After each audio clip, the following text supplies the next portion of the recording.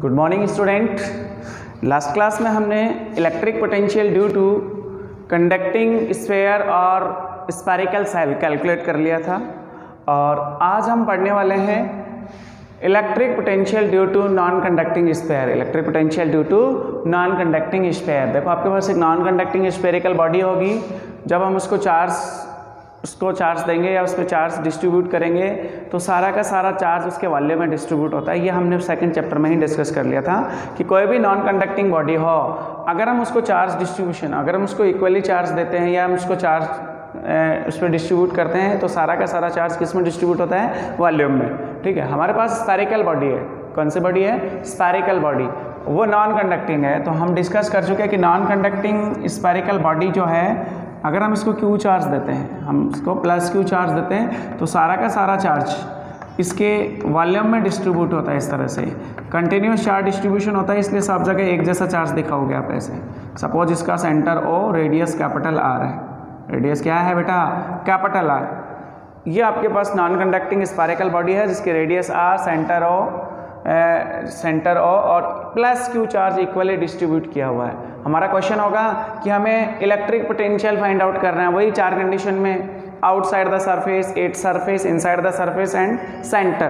ठीक है ना, चार कंडीशन में हम इलेक्ट्रिक पोटेंशियल फाइंड आउट करेंगे। तो फर्स्ट जो कंडीशन है या फर्स्ट जो हमारा स्टेप है उसमें हम निकालेंगे outside the surface. Outside the surface, outside the surface आपको क्या कैलकुलेट करना है? Electric potential small r is greater than capital R। देखो हम आउटसाइड द सरफेस कोई नॉन कंडक्टिंग स्फेरिकल बॉडी के लिए इलेक्ट्रिक फील्ड कैलकुलेट कर चुके हैं using Gauss law second chapter में। अब हम कैलकुलेट करने वाले हैं इलेक्ट्रिक पोटेंशियल। देखो सेंटर से स्मॉल r पे जाके एक पॉइंट ले लिया P, ये रहा, मतलब आउटसाइड द सरफेस है। पॉइंट P जो है जहाँ पे हमें इलेक्ट्रिक पोटेंशियल फाइंड आउट करना है वो आउटसाइड द सरफेस है। जो भी आपकी नॉन कंडक्टिंग स्फेरिकल बॉडी है उसके outside the surface point P consider किया हुआ है, जो कि सेंटर से स्मॉल r डिस्टेंस पे और स्मॉल r की वैल्यू कैपिटल R से बड़ी है। इसका मतलब आउटसाइड द सरफेस है हम। अब हमारा क्वेश्चन क्या होता है भाई, हम P पे इलेक्ट्रिक पोटेंशियल फाइंड आउट कर रहे हैं तो हमारा टारगेट क्या होता है कि हम इनफाइनाइट से किसी यूनिट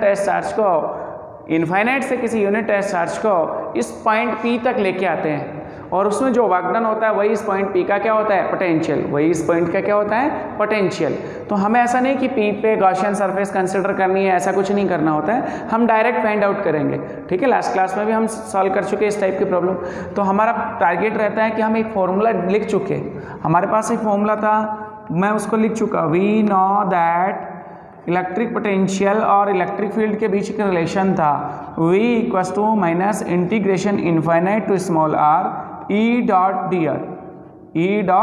डी आर। हमें यही रिलेशन बार बार काम में लेना है और इलेक्ट्रिक फील्ड फाइंड आउट करना है, sorry electric potential find out करना है। ठीक है, अलग अलग कंडीशन में। तो अब ध्यान से देखो, ये इलेक्ट्रिक पोटेंशियल इलेक्ट्रिक फील्ड के बीच रिलेशन है। अब मुझे यहाँ पे जो E की वैल्यू है वो पता होनी चाहिए।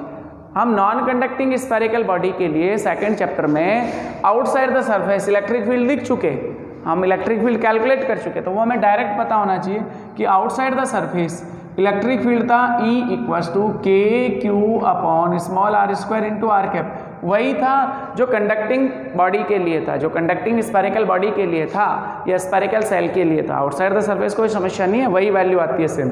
अब आपको क्या करना है, ये वाली जो वैल्यू है वो वापस यहाँ पुट करनी है और इसको सिंप्लीफाई करना है, आंसर आ जाता है आपका। तो देखो ये वाली जो वैल्यू है जब मैं इसमें पुट करूँगा देन V आएगा आपके पास minus integration infinite to small r, E की जगह ये वैल्यू पुट कर लो KQ upon r square into r cap dot D R vector, dot D R vector.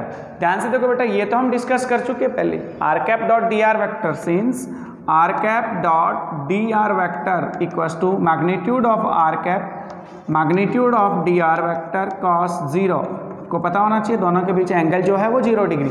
ये वही कॉन्सेप्ट है A डॉट बी वाला जो हम बार बार डिस्कस करते हैं, A B cos थीटा। अब देखो आर कैप का मैग्नीट्यूड 1, डी आर वैक्टर का मैग्नीट्यूड डी आर लिख सकते हैं, cos 0 की value 1। Then r cap dot D r की जो वैल्यू है, r cap dot D R vector की जो वैल्यू है वो निकल के क्या आएगी? D r. आप इसकी जगह क्या पुट कर लोगे? D R. देन V कितना हो गया आपका? Minus infinite to small r integration infinite to small r KQ upon r square into d r. अब देखो आपको आर के रेस्पेक्ट में इसका इंटीग्रेशन करना है, तो के क्यू कॉन्स्टेंट इंटीग्रेशन से बाहर आ जाएगा, आप इसका इंटीग्रेशन कर लो, आंसर आ गया v इक्वल्स टू माइनस के क्यू इंटीग्रेशन से बाहर, integration infinite to small r, 1/r² को हम लिख देंगे r⁻⁻2 dr as it is. इसका मीनिंग क्या हुआ, r की पावर -2 का r के रेस्पेक्ट में इंटीग्रेशन करना है, कर चुके लास्ट क्लास में। Then v equals to value आ गई आपके पास माइनस के क्यू r की पावर -2 + 1/-2 + 1, लिमिट हो गई आपकी इनफाइनाइट टू स्मॉल r, और -2 + 1 -1 ये minus plus, then v equals to value आ गई के क्यू r की पावर -2 + 1, r की पावर -1 1/r लिख देंगे, लिमिट हो गई infinite to small r, v equals to के Q upper limit minus lower limit, यही लिखोगे 1/∞0, देन आंसर क्या आ गया आपका फाइनली के क्यू बाई स्मॉल r, के क्यू बाई, और ये तो वो जो हमारे पास स्फेरिकल सेल था उसके आउटसाइड द सरफेस भी यही वैल्यू थी, और नॉन कंडक्टिंग स्फेरिकल बॉडी के लिए भी यही वैल्यू आई है, मतलब दोनों सेम है, इसमें कोई टेंशन नहीं है। बस उसमें ध्यान रखना है कि जो आपका स्फेरिकल सेल था उसमें चार्ज का डिस्ट्रीब्यूशन सरफेस पे था, इसमें वॉल्यूम में, इसमें किस में बेटा, वॉल्यूम में। तो आपने आउटसाइड द सरफेस किसी नॉन कंडक्टिंग स्फेरिकल बॉडी के लिए इलेक्ट्रिक पोटेंशियल फाइंड आउट कर लिया, जिसकी वैल्यू आई के क्यू बाई स्मॉल r। अब देखो सरफेस पे इजी था, सरफेस पे कुछ नहीं करना, second case 8 surface small r equals to क्या पुट कर लेंगे ऊपर वाली इक्वेशन में, कैपिटल R, सरफेस पे जो पॉइंट P है वो यहाँ आ जाएगा, देन स्मॉल r की वैल्यू कितनी हो जाएगी, कैपिटल R। आपको इतना बड़ा डेरिवेशन करने की जरूरत नहीं है, आप डायरेक्ट इसे पुट कर लो, v इक्वल्स टू के क्यू बाई कैपिटल R, ये आपकी सरफेस पे वैल्यू आ गई। Electric potential at the surface of non conducting spherical body v equals to के क्यू बाई कैपिटल R। आपके कंडक्टिंग स्फेयर और स्फेरिकल सेल के लिए भी यही वैल्यू थी सेम, ठीक है। तो यहाँ तक तो सेम है, यहाँ कोई समस्या नहीं आएगी। अब हमें कैलकुलेट करना होता है इनसाइड द सरफेस, अब हमें कैलकुलेट करना होता है inside the surface electric potential inside the surface. देखो थोड़ा सा मैं बताता हूँ पूरा, इनसाइड द सरफेस थोड़ा सा कॉन्सेप्ट है इसमें। Inside the surface electric potential जब फाइंड आउट करना हो तो थोड़ा ध्यान रखना है, उसमें आपका नॉन कंडक्टिंग स्फेयर और स्फेरिकल सेल के inside the surface electric field 0 हुआ करता था, इलेक्ट्रिक फील्ड 0 हुआ करता था, और इलेक्ट्रिक पोटेंशियल उतना ही था जितना सरफेस पे था। हम डिस्कस कर चुके लास्ट क्लास में कि एक स्फेरिकल सेल की inside the surface electric potential उतना ही होता है जितना सरफेस पे होता है, के क्यू बाई कैपिटल R, के क्यू बाई कैपिटल R, हम उसको फाइंड आउट कर चुके। अब हमें inside the surface electric potential find out करना है नॉन कंडक्टिंग स्फेयर के लिए। किसके लिए, नॉन कंडक्टिंग स्फेयर के लिए। थर्ड पॉइंट आपका inside the surface, inside the surface, inside the surface देखो small r is less than capital R, small r is less than, आपके पास वही non conducting spherical body, centre और radius capital R plus Q charge equally distribute किया हुआ है, volume में distribute होगा क्योंकि नॉन कंडक्टिंग स्फेयर है। इनसाइड द सरफेस सपोज इस पॉइंट पे कैलकुलेट करना है, ये रहा P पॉइंट, ये डिस्टेंस स्मॉलर। आपका क्वेश्चन क्या होगा, इनफाइनाइट से कोई यूनिट टेस्ट चार्ज को हम P पॉइंट तक लाना चाहते हैं, हम इनफाइनाइट से कोई unit test charge P point पे लेके आ रहे हैं, उसमें जो वर्क डन होगा वही इस पॉइंट का पोटेंशियल होगा। तो हमारे पास जो रिलेशन हुआ करता है v equals to minus integration infinite to small r E dot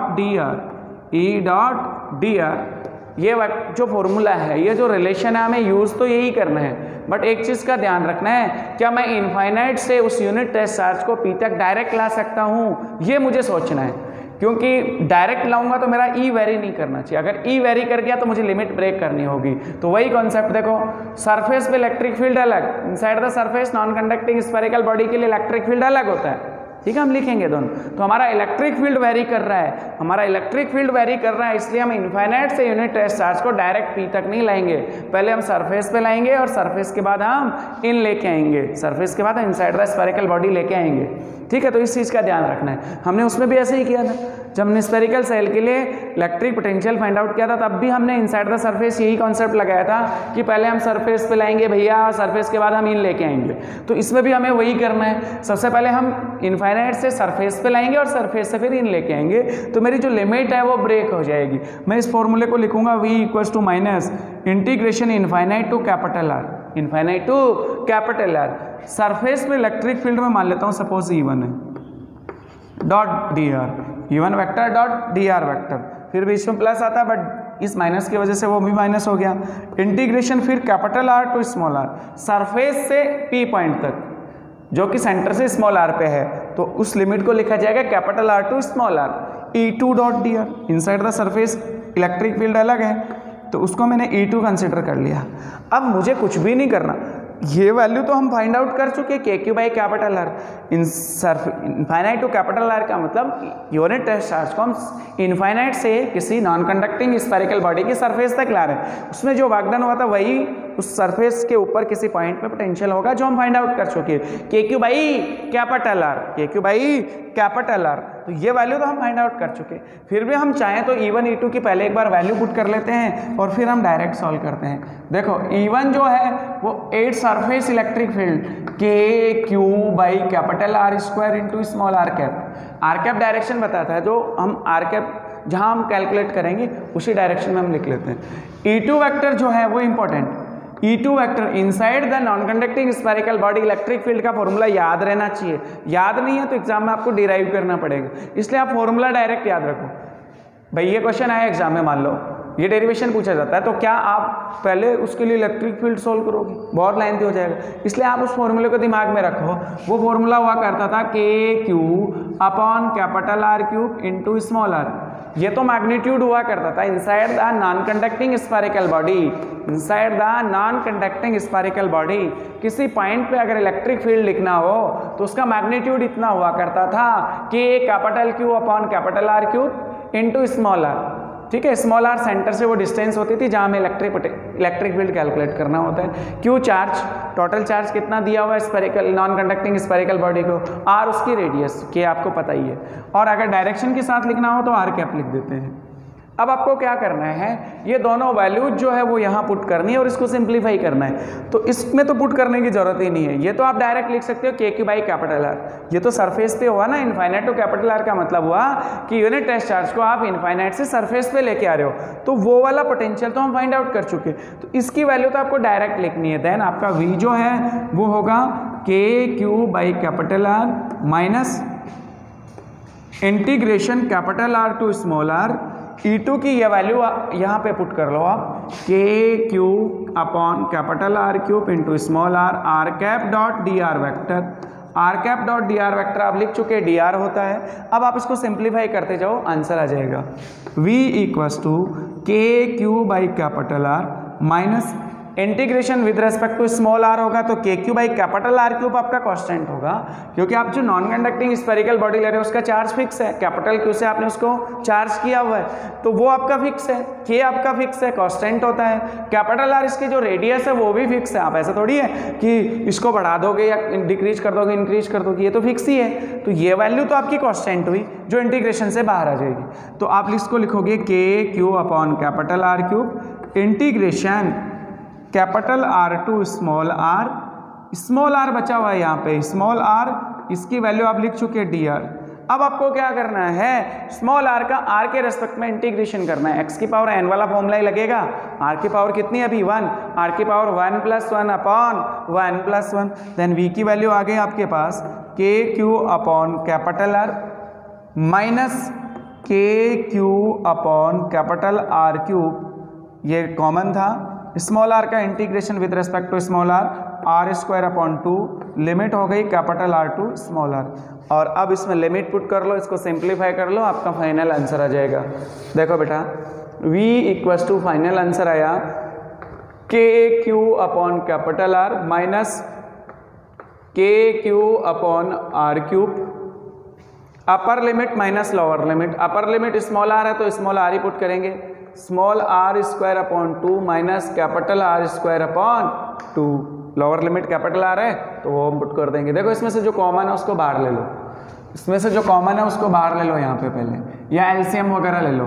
देखो V की वैल्यू आपके पास निकल के आई, V की वैल्यू जो है वो आपके पास निकल के आई के क्यू अपॉन कैपिटल आर। इसको सिंप्लीफाई करना, बाकी फाइनल आंसर ये भी आ गया, माइनस के क्यू अपॉन 2 एलसीएम बाहर ले लो, 2 r cube small are square minus capital are square. Small are square minus capital are square. अब इसको वापस अंदर मल्टीप्लाई करो, v इक्वल्स टू के Q by capital are minus इसको इससे मल्टीप्लाई करेंगे, आंसर आएगा k Q small are square upon 2r cube. ये माइनस माइनस मल्टीप्लाई है, ओके क्या हो जाएगा बेटा प्लस। इसको क्या लिखूंगा, देखो कट जाएगा, आर स्क्वायर नीचे आर क्यूब, नीचे एक आर बचा, के क्यू बाई ट्वाइस आर, के क्यू बाई ट्वाइस आर। अब चाहो तो देखो ध्यान से इन दोनों को, K Q by capital R plus K Q by twice R, ये हाफ है ये कंप्लीट, कितना हो गया 1 plus half 3/2, then v equals to 3/2 के Q by capital are minus के Q small are square upon twice R cube. अब चाहो तो इसमें से कुछ और कॉमन ले सकते हो, पूरे में से कॉमन ले लो, v इक्वल्स टू 3/2 के क्यू बाई आर, पूरे में से कॉमन ले लिया, पूरे में से ये चीज़ कॉमन ले ली। देखो ध्यान से ये कॉमन ले लिया आपने पूरा यहाँ पे, तो यहाँ तो क्या बचा 1 माइनस, देखो ध्यान से इसमें 3 ऊपर नहीं है तो 3 से ऊपर नीचे मल्टीप्लाई कर लो, ऊपर वाला कॉमन आ गया, नीचे वाला 3 बचा, 2 कॉमन आ गया, r भी कॉमन आ गया, नीचे बचा 2r स्क्वायर, ऊपर बचा स्मॉल आर स्क्वायर, नीचे बचा 3 capital are square, 3 capital are square, यही बचेगा। ध्यान से देखो के क्यू कॉमन आ गया, कैपिटल आर एक कॉमन आ गया, नीचे आर स्क्वायर छोड़ दिया, 2 कॉमन आ गया, 3 ऊपर नहीं था, 3 से ऊपर नीचे मल्टीप्लाई कर लिया, ऊपर वाला कॉमन आ गया, नीचे वाला बच गया। चाहो तो इसमें 3 कैपिटल आर स्क्वायर एलसीएम ले सकते हो, तो ये आंसर आ जाएगा 3 capital are square minus small are square. अब चाहो तो इसको ऐसे कैसे भी छोड़ सकते हो, ठीक है ना, यहाँ तक छोड़ सकते हो। ये आपकी v की वैल्यू आ गई इनसाइड द सरफेस, ये आपकी v की वैल्यू आ गई inside the surface of non conducting spherical body. बताओ कोई समस्या हो तो, कैलकुलेशन थी कुछ भी नहीं था, ये तो हमने कैलकुलेशन करी है, मैथ्स सिंपल मैथ्स है।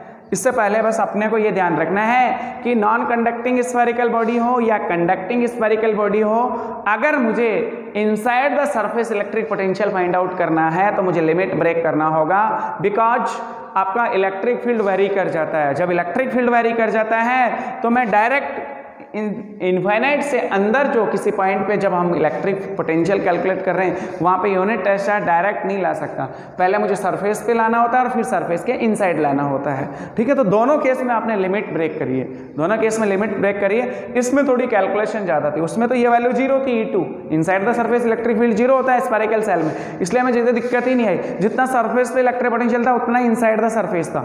इसमें थोड़ी सी प्रॉब्लम थी क्योंकि इनसाइड द सरफेस आपके पास चार्ज है, नॉन कंडक्टिंग स्फेरिकल बॉडी है, इनसाइड द सरफेस आपके पास चार्ज है, इलेक्ट्रिक फील्ड 0 नहीं है, इलेक्ट्रिक फील्ड आपका इतना है, ठीक है। तो इनसाइड द सरफेस भी हमने फाइंड आउट कर लिया। फोर्थ जो कंडीशन थी या फोर्थ पॉइंट की बात करूं, 8 सेंटर पे इलेक्ट्रिक पोटेंशियल फाइंड आउट करना हो, इसके सेंटर पे फाइंड आउट करना हो तो ध्यान से देखो बेटा क्या करना है। ये जो फॉर्मूला हमने डिराइव किया ना, इसी फॉर्मूले में स्मॉल आर की वैल्यू 0 पुट कर लो। ये जो फॉर्मूला है ना आपके पास, इसमें स्मॉल आर की वैल्यू 0 पुट कर लो, आपका जो फाइनल आंसर है सेंटर वाला वो आ जाएगा। देखो ध्यान से इसको इक्वेशन नंबर वगैरह डाल लेना, जो भी इक्वेशन आई है ना वो इक्वेशन डाल लेना। आप ध्यान से देखो, इट्स सेंटर, फोर्थ जो कंडीशन है, हाँ इसमें सेंटर पे भी निकालना होगा। 8 सेंटर इलेक्ट्रिक पोटेंशियल के लिए स्मॉल आर को क्या करना होगा 0। तो ये जो इनसाइड द सरफेस वैल्यू आई है ना इस पॉइंट पे, तो अगर मैं P को सेंटर पे लिया हूं तो स्मॉल आर कितना हो गया बेटा 0 हो गया। तो आप इसी इक्वेशन में ये जो फॉर्मूला आया इसमें स्मॉल आर की वैल्यू 0 पुट कर दो, देन V सेंटर कितना आ जाएगा, V सेंटर इक्वल्स टू 3/2 के Q by capital R, 3r square minus 0 का square upon 3r square, 0 square इसमें से माइनस करोगे तो यही बचेगा, ये से कैंसिल आ गया। देन V सेंटर आपके पास आया 3/2 के Q by capital R। Centre पे वैल्यू इतनी आई, सेंटर पे वैल्यू कितनी आई बेटा 3/2 के क्यू बाई कैपिटल R। बता इसमें कोई समस्या हो तो। अब हमने चारों वैल्यूज फाइंड आउट कर लिया, अब हम ग्राफ देखेंगे इलेक्ट्रिक पोटेंशियल का, स्मॉल आर के साथ वेरिएशन देखेंगे, इलेक्ट्रिक पोटेंशियल का स्मॉल आर के साथ वेरिएशन चेक करते हैं। देखो बेटा बहुत इजी इसका ग्राफ, आपने चारों केस में इलेक्ट्रिक पोटेंशियल फाइंड आउट कर लिया for non conducting spherical body, outside the surface, 8 surface, inside the surface और सेंटर। चारों फॉर्मूले आपके दिमाग में रहना चाहिए। आउटसाइड द सरफेस जो वैल्यू लिखी थी वो थी v इक्वल टू के Q by small are square, sorry small are, और सरफेस पे जो वैल्यू थी v सरफेस वो थी के क्यू बाई कैपिटल आर। ठीक है ना, चारों फॉर्मूले मेरे सामने लिखे हुए हैं, ये सेंटर पे है, ये आउटसाइड द सरफेस, ये एट सरफेस, ये इनसाइड द सरफेस। आपको क्या करना है, v और स्मॉल आर के बीच ग्राफ बनाना है कि जो स्मॉल आर के साथ ये वेरिएशन है इस इलेक्ट्रिक पोटेंशियल के वो देखने हैं। ये सर एक्स एक्स पे स्मॉल आर ले लिया, वाई एक्स में कैपिटल वी ले लिया। ध्यान से देख, ये आपका सेंटर होगा, स्मॉल आर इक्वल टू 0। यहाँ पे मैं बोल लेता हूँ कि सपोज ये कंडीशन वो है, small r equal to capital r वाली, यहाँ ले लो। ये इनसाइड द सरफेस वाली कंडीशन है, ये आउटसाइड द सरफेस वाली कंडीशन है, आगे वाली, ये सरफेस पे आगे। सबसे बड़ी वैल्यू कौन सी है इन चारों वैल्यूज में? देखो सबसे बड़ी वैल्यू कौन सी है, इसको देखो, इसको देखो, इसको देखो, इसको देखो। या मैं बोलूँ कि सेंटर पे और सरफेस पे कंपैरिजन करते हैं। इनसाइड द सरफेस थोड़ी देर के लिए रुको। सेंटर पे वैल्यू है 3/2 के Q by capital are, surface पे है के क्यू बाई कैपिटल आर। इन दोनों में से बड़ी वैल्यू कौन सी है? सेंटर पे। सेंटर पे स्मॉल आर की वैल्यू 0, इसका मतलब सपोज मैंने अगर यहाँ सेंटर पे वैल्यू ले ली 3/2 के क्यू बाई आर, ये सेंटर वाली वैल्यू है। और सेंटर से अगर हम सरफेस की तरफ आए, ध्यान से देख, सेंटर से सरफेस की तरफ गए तो वैल्यू जो है आपकी डिक्रीज हुई। 3/2 के क्यू बाई कैपिटल आर से के क्यू बाई कैपिटल आर रह गई, मतलब 1.5 से 1 रह गई, यूँ समझो। तो इसका मतलब वैल्यू डिक्रीज हुई है, वैल्यू डिक्रीज हुई है। आप इस ग्राफ को ध्यान से देखो, अगर मैं स्मॉल आर के वैल्यू को इंक्रीज करूंगा तो ये डिफरेंस जो है वो क्या होगा? डिफरेंस कम होगा। 5 - 2 कितना हुआ? 3। 5 - 3 कितना हुआ? मैंने 2 की जगह 3 लिखा, मतलब 5 ये वैल्यू मान लो और 2 ये वैल्यू मान लो, तो 5 - 2 एक बार 3 आया, फिर जैसे मैंने इसको इंक्रीज किया 5 - 3 अब 2 आया, मतलब डिक्रीज हुई। तो जैसे जैसे मैं स्मॉल आर इंक्रीज करूंगा, सेंटर से सरफेस की तरफ जाऊंगा, ये वैल्यू क्या होगी? डिक्रीज होगी। और सरफेस पे आते ही ये वैल्यू कितनी हो जाएगी? के क्यू बाई कैपिटल आर। आप इस फॉर्मूले में स्मॉल आर की जगह कैपिटल आर पुट करो, यही आंसर आएगा, k Q by capital are. तो जैसे जैसे हम सेंटर से सरफेस की तरफ आएंगे, सरफेस आपकी यहाँ है, सपोज यहाँ तक, ये वैल्यू आपकी के Q by capital are surface वाली, ठीक है ना, ये वाली, ऐसे देख लो, ये सरफेस पे के क्यू बाई कैपिटल आर है। तो सेंटर से सरफेस पे आए तो वैल्यू डिक्रीज हुई, सेंटर से सरफेस पे आए तो वैल्यू डिक्रीज हुई, ऐसे। उसके बाद देखो आउटसाइड द सरफेस, सरफेस पे कितनी होगी? K Q by capital r, centre पे 3/2 के क्यू बाई आर, सेंटर से सरफेस पे वैल्यू डिक्रीज हुई। Outside the surface inversely proportional, v और आर एक दूसरे की इनवर्सली प्रोपोर्शनल, तो ग्राफ कैसे चलेगा? एक्सपोनेंशियली डिक्रीज होगा, v inversely proportional to r, यही ग्राफ है। आप ग्राफ को ध्यान से देखना, हमने 11th क्लास में जब ग्रेविटेशनल पोटेंशियल फाइंड आउट किया था for non conducting spherical body, तब भी कुछ ऐसा ही ग्राफ बना था। ध्यान से देखो, सेंटर पे वैल्यू मैक्सिमम थी, सरफेस पे जो है उससे कम होगी, और outside the surface exponentially decrease करती है। जैसे जैसे हम सरफेस से दूर जाएंगे हमारा पोटेंशियल जो है वो डिक्रीज होता जाएगा। तो ये ग्राफ बना, ठीक है ना। पिछला जो ग्राफ था फॉर स्फेरिकल सेल, उसमें अंदर वैल्यू के क्यू बाई कैपिटल आर थी, तो हमने कांस्टेंट रखा था उसको, ठीक है ना, सरफेस तक कांस्टेंट थी, उसके बाद डिक्रीज हुआ था, एक्सपोनेंशियली डिक्रीज हुआ था। तो इसमें हमारी सेंटर पे वैल्यू मैक्सिमम है 3/2 के क्यू बाई कैपिटल आर, उसके बाद सरफेस पे के क्यू बाई कैपिटल आर, इसका मतलब वैल्यू डिक्रीज हो रही है, और वो हमने चेक भी कर ली इसमें, ठीक है। तो इनसाइड द सरफेस, अगर हम सेंटर से सरफेस की तरफ जाते हैं तो हमारी वैल्यू जो है पोटेंशियल की वो डिक्रीज होती है, सेंटर पे वैल्यू मैक्सिमम होती है 3/2 के क्यू बाई कैपिटल आर, सबसे बड़ी वैल्यू यही है जिसको हमने सबसे ऊपर दिखाया। तो जैसे जैसे हम आगे जा रहे हैं हमारी वैल्यू डिक्रीज हुई, इस तरह से ग्राफ बना, ठीक है, पक्का समझ में आ गया। तो ये आपका सेकंड एप्लीकेशन। देखो हमने इस चैप्टर में अभी तक क्या क्या पढ़ा वो एक बार फिर से मैं रिपीट कर देता हूँ। मेरे चैप्टर का नाम था इलेक्ट्रिक पोटेंशियल। हम इस चैप्टर को इलेक्ट्रोस्टैटिक का पार्ट ही मानते हैं। इसमें हम जो हमारा पॉइंट चार्ज होता है वो स्टैटिक ही होता है, रुका हुआ होता है, हम इसमें मोशन की बात नहीं करेंगे अभी। तो हमारा चार्ज स्टैटिक था, तो हमने इलेक्ट्रोस्टैटिक का इसका पार्ट माना। तो पोटेंशियल की सबसे पहले हमने डेफिनेशन पढ़ी, इलेक्ट्रिक पोटेंशियल और पोटेंशियल डिफरेंस की हमने डेफिनेशन पढ़ी, उसकी यूनिट डायमेंशन पढ़ी। उसके बाद में हमने एक फॉर्मूला सीखा, electric potential due to electric field, जो हमारे काम का फॉर्मूला था, जिसकी वजह से हमने 2 डेरिवेशन कंप्लीट किए, कंडक्टिंग स्फेयर और स्फेरिकल सेल के लिए इलेक्ट्रिक पोटेंशियल फाइंड आउट किया। उसके बाद नॉन कंडक्टिंग स्फेरिकल बॉडी के लिए भी हमने इलेक्ट्रिक पोटेंशियल फाइंड आउट कर लिया। तो 2 एप्लीकेशन हमने उस फॉर्मूले से डेराइव करी। उसके बाद हमने पढ़ा था वहाँ पे electric potential due two point charge, ये तो हमने फर्स्ट क्लास तक डिस्कस कर लिया था। सेकंड क्लास में हमने पढ़ा था electric potential due to dipole. Electric dipole की वजह से हमने इलेक्ट्रिक पोटेंशियल फाइंड आउट कर लिया। लास्ट क्लास में हमने उसके साथ ही एक और टॉपिक डिस्कस कर लिया था, electric potential due to conducting spherical body और स्फेरिकल सेल, और आज हमने ये डिस्कस कर लिया। तो इसमें भी वही फॉर्मूला काम में लिया, रिलेशन। ठीक है, तो जो मोटा मोटा बड़े डेरिवेशन थे वो हमने ऑलमोस्ट इसमें कर लिए, जिससे बड़े क्वेश्चन बनते हैं। अब देखो, अब एक छोटा सा टॉपिक और डिस्कस कर लेते हैं। छोटा सा टॉपिक है हमारा इक्विपोटेंशियल सरफेस। छोटा सा टॉपिक आपका क्या है, इक्विपोटेंशियल सरफेस। थोड़ा सा डिस्कस कर लेते हैं उसको, उसके बाद नेक्स्ट क्लास में हम अगला टॉपिक करेंगे डिस्कस। इक्विपोटेंशियल सरफेस, देखो नाम से ही पता चल रहा है इक्विपोटेंशियल सरफेस। आपके पास कोई इलेक्ट्रिक फील्ड, या मैं बोलूँ इलेक्ट्रिक फील्ड के किसी पॉइंट पे हम बात करें कि उसका पोटेंशियल सेम हो, किसी भी पॉइंट, दो पॉइंट्स का पोटेंशियल सेम हो, तो उसको हम इक्विपोटेंशियल सरफेस बोलेंगे। इलेक्ट्रिक फील्ड टॉपिक है आपका इक्विपोटेंशियल सरफेस। नाम से ही पता चल रहा है इक्विपोटेंशियल सरफेस, मतलब उस सरफेस पे पोटेंशियल सेम हो। तो जैसे मान लो आपने कोई इलेक्ट्रिक फील्ड ले रखा है, यूनिफॉर्म इलेक्ट्रिक फील्ड आपके पास, सपोज क्या है, uniform electric field E vector. अगर इसके दो पॉइंट्स की बात करें या कितनी पॉइंट्स की बात करें, किन्हीं भी पॉइंट्स की, अगर इन दोनों पॉइंट का पोटेंशियल सेम है, इलेक्ट्रिक फील्ड की ऐसी सरफेस जहाँ पे किन्हीं भी दो पॉइंट्स के पोटेंशियल इक्वल होते हैं, उन्हें हम पोटेंशियल सरफेस। किसी भी पॉइंट पे जाओ, सबका पोटेंशियल सेम हो, तो उसे हम बोलते हैं इक्विपोटेंशियल सरफेस। क्लियर हो गया होगा कंसेप्ट, इक्विपोटेंशियल मतलब इसका पोटेंशियल और इसका पोटेंशियल सेम हो। इसका पोटेंशियल V है तो इसका पोटेंशियल भी V हो। सपोज ये A है, ये B है, मैं इसका पोटेंशियल VA लिखूँ, इसका VB लिखूँ, और मेरी कंडीशन हुई VA इक्वल्स टू VB। या मैं लिखूँ potential difference VA minus VB क्या हो, 0।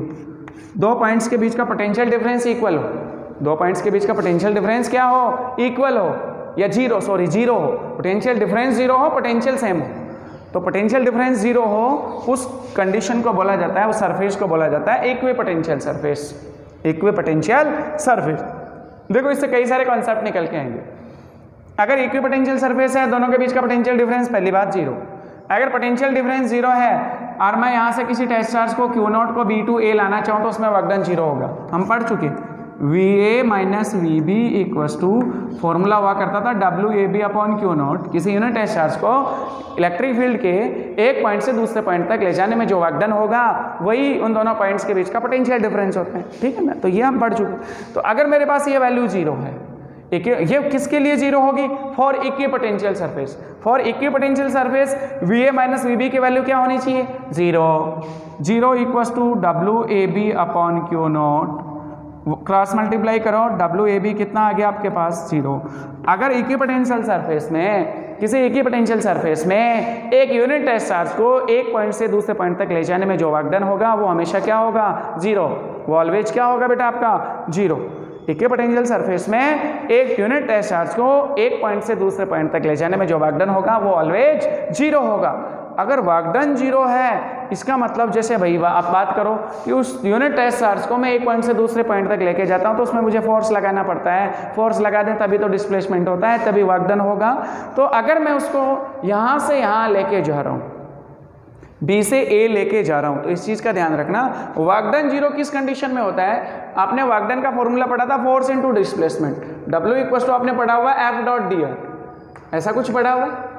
ये 0 कब होगा, जब ये दोनों परपेंडिकुलर होंगे। फोर्स और डिस्प्लेसमेंट एक दूसरे के क्या होंगे, परपेंडिकुलर। ये वैल्यू 0 कब हो सकती है, when F perpendicular to dr vector. जब आपका फोर्स डिस्प्लेसमेंट के परपेंडिकुलर लगता है, उस केस में वर्क डन 0 होता है। ये तो हम 11th क्लास से सीखते आ रहे हैं।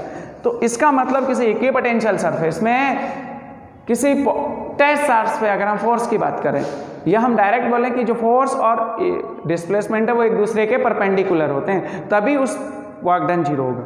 अगर मैं फोर्स की बात करूं तो F इक्वल टू आप लिखते हो QE। F इक्वल टू क्या लिखते हो, QE। जिधर फोर्स लगता है उधर ही आपका इलेक्ट्रिक फील्ड होता है। अगर फोर्स और डिस्प्लेसमेंट एक दूसरे के परपेंडिकुलर हैं, तो क्या इलेक्ट्रिक फील्ड और डिस्प्लेसमेंट भी एक दूसरे के परपेंडिकुलर होंगे, बिल्कुल होंगे बेटा, तभी वर्क डन 0 होगा। इसका मतलब आपके पास ये भी कॉन्सेप्ट आया कि अगर किसी यूनिट टेस्ट चार्ज को इक्विपोटेंशियल सरफेस में डिस्प्लेस कराना है तो हम इलेक्ट्रिक फील्ड के परपेंडिकुलर ही डिस्प्लेस करा सकते हैं। उस केस में वर्क डन जीरो होगा, उस केस में वर्क डन क्या होगा, जीरो। इलेक्ट्रिक फील्ड और डिस्प्लेसमेंट एक दूसरे के, उस पार्टिकल को या उस चार्ज को या यूनिट टेस्ट चार्ज को अगर हमें डिस्प्लेस करना है एक पॉइंट से दूसरे पॉइंट पे, तो हमेशा हम इलेक्ट्रिक फील्ड के परपेंडिकुलर डायरेक्शन में ही, इलेक्ट्रिक फील्ड के परपेंडिकुलर डायरेक्शन में डिस्प्लेस करेंगे, तभी आपका वर्क डन जीरो होगा, तभी वो आपकी इक्विपोटेंशियल सरफेस कहलाएगी, तभी आपकी क्या होगी, इक्विपोटेंशियल सरफेस। कॉन्सेप्ट क्लियर हो गया इक्विपोटेंशियल सरफेस की, कुछ बेसिक्स समझ में आए। अब मैं आपसे पूछूं कि भैया ऐसी कौन कौन सी सरफेस है, तो हम देखो एग्जाम में क्वेश्चन भी पूछा था कि यूनिफॉर्म इलेक्ट्रिक फील्ड के केस में इक्विपोटेंशियल सरफेस कैसे draw sorry, uniform electric field के केस में इक्विपोटेंशियल सरफेस कैसे देखते हैं, कैसे ड्रॉ करते हैं, और एक पॉइंट चार्ज के लिए दो कंडीशन में इक्विपोटेंशियल सरफेस ड्रॉ करेंगे। For uniform electric field, for uniform electric field, और दूसरे केस में हम ड्रॉ करेंगे for point charge, for point charge. देखो मैं दूसरे वाली पहले बताता हूँ। आपके पास एक पॉइंट चार्ज है प्लस Q, क्या है, आपको यह भी पता है कि इससे इलेक्ट्रिक फील्ड लाइंस बाहर निकलेंगे। इलेक्ट्रिक फील्ड लाइंस कितनी निकलेंगी वो इसके मैग्नीट्यूड पे डिपेंड करेगा, वो इसके मैग्नीट्यूड पे डिपेंड करता है कितनी होंगी। अगर मैं इसको सेंटर मान के, इस पॉइंट चार्ज को सेंटर मान के कुछ स्पेयर ले लूँ, ऐसे स्पेरिकल सरफेसेस ले लूँ, क्या ले लो, स्पेरिकल सरफेसेस, तो इन स्पेरिकल सरफेसेस पे पोटेंशियल इक्वल होगा। आप कैलकुलेट कर लो KQ/R ही हो। हाँ, ये हो सकता है कि सब सरफेस पे पोटेंशियल अलग अलग हो, जैसे जैसे हम दूर जाते जाएंगे हमारा पोटेंशियल डिक्रीज होता जाएगा, बट इन सरफेस पे, जैसे मान लो इस पे मैंने V1 मान लिया पोटेंशियल, इस पे V2 मान लिया, इस पे V3, तो इस सरफेस पे, पूरी सरफेस पे, इस पूरी सरफेस से पोटेंशियल सेम है, तो इसको हम बोलेंगे equipotential surface for point charge. अगर आपसे एग्जाम में पूछता है for point charge equipotential surface draw करके बताओ, तो आपको इस तरह से ड्रॉ करनी है। आपने पॉइंट चार्ज ले लिया प्लस Q या माइनस Q जो भी लेना है, इलेक्ट्रिक फील्ड लाइन्स आप बाहर की तरफ दिखाओगे, ठीक है। अब उसको सेंटर मान के अलग अलग रेडियस की हम स्पेरिकल सरफेसेस ड्रॉ करते हैं, और वो स्पेरिकल सरफेसेस ही आपकी इक्विपोटेंशियल सरफेस होती है। इस पर आप कहीं भी कैलकुलेट करो, आपको पता है पॉइंट चार्ज की वजह से इलेक्ट्रिक पोटेंशियल KQ/R होता है, तो यहाँ पे भी उतना ही होगा, यहाँ पे भी उतना ही होगा, पूरी सरफेस पे इक्वल होगा। तो इस सरफेस को बोला जाता है इक्विपोटेंशियल सरफेस। ये भी आपकी इक्विपोटेंशियल सरफेस, हालांकि इससे पोटेंशियल कम होगा, जैसे जैसे डिस्टेंस पे जाएंगे पोटेंशियल कम होता जाएगा, बट इस पूरी सरफेस पे पोटेंशियल सेम होगा, इसलिए इसको हम बोल सकते हैं इक्विपोटेंशियल सरफेस। तो for point charge equipotential surface draw करनी हो तो आपको यही करना होगा। क्लियर। फर्स्ट कॉन्सेप्ट था, या फर्स्ट में पूछा था यूनिफॉर्म इलेक्ट्रिक फील्ड। आपके पास यूनिफॉर्म इलेक्ट्रिक फील्ड है, लेफ्ट टू राइट उसकी डायरेक्शन है, किसी पॉइंट पे इलेक्ट्रिक फील्ड का मैग्नीट्यूड सेम, डायरेक्शन सेम। तो अब इक्विपोटेंशियल सरफेस कैसे देखोगे, तो इक्विपोटेंशियल सरफेस के लिए हम क्या लेंगे, हम ऐसे सीट मान लेते हैं, ऐसे सीट ले लेते हैं अलग अलग, ये है सीट 1,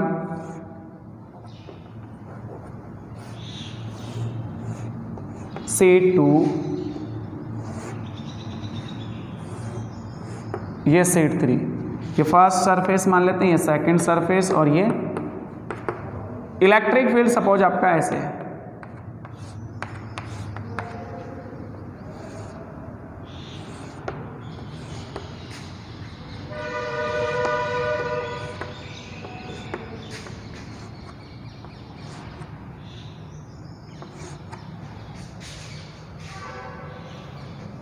इस सरफेस पे, ये जो आपने सीट ली इसकी सरफेस पे पोटेंशियल सेम, सपोज V1, इस पूरी सरफेस पे पोटेंशियल सेम, सपोज V2, इस पूरी सरफेस पे पोटेंशियल सेम, सपोज V3, पूरी पे, क्योंकि आपका यूनिफॉर्म इलेक्ट्रिक फील्ड है। जब इलेक्ट्रिक फील्ड कांस्टेंट है तो पोटेंशियल भी सेम होगा, तो इस पूरी सरफेस पे सीट से जो पास हो रही है इलेक्ट्रिक फील्ड लाइंस, तो पूरी सरफेस से पोटेंशियल भी सेम होगा, इस पे सेम होगा, इस पे सेम होगा, इस पे सेम होगा, तो ये आपकी इक्विपोटेंशियल सरफेसेस होंगी। ये सब आपकी क्या होंगी, इक्विपोटेंशियल सरफेसेस। इस तरह से आपको ड्रॉ करना है। इसकी प्रॉपर्टीज भी होती हैं कुछ, कि इक्विपोटेंशियल सरफेसेस जो है एक दूसरे को इंटरसेक्ट नहीं करती, जहाँ पे इंटरसेक्ट करती हैं वहाँ पे दो पोटेंशियल होंगे जो पॉसिबल नहीं है, ठीक है ना, ऐसे ऐसे करके कुछ है, बहुत सिंपल है, ठीक है। इक्विपोटेंशियल सरफेस के किसी भी पॉइंट पे अगर हम पोटेंशियल की बात करें तो वो इक्वल होगा, वर्क डन जीरो होगा, जो मैंने बताया वही सब प्रॉपर्टीज में आती है। तो ये आपका अगला टॉपिक था इक्विपोटेंशियल सरफेसेस, ठीक है। बाकी नेक्स्ट क्लास में डिस्कस करेंगे।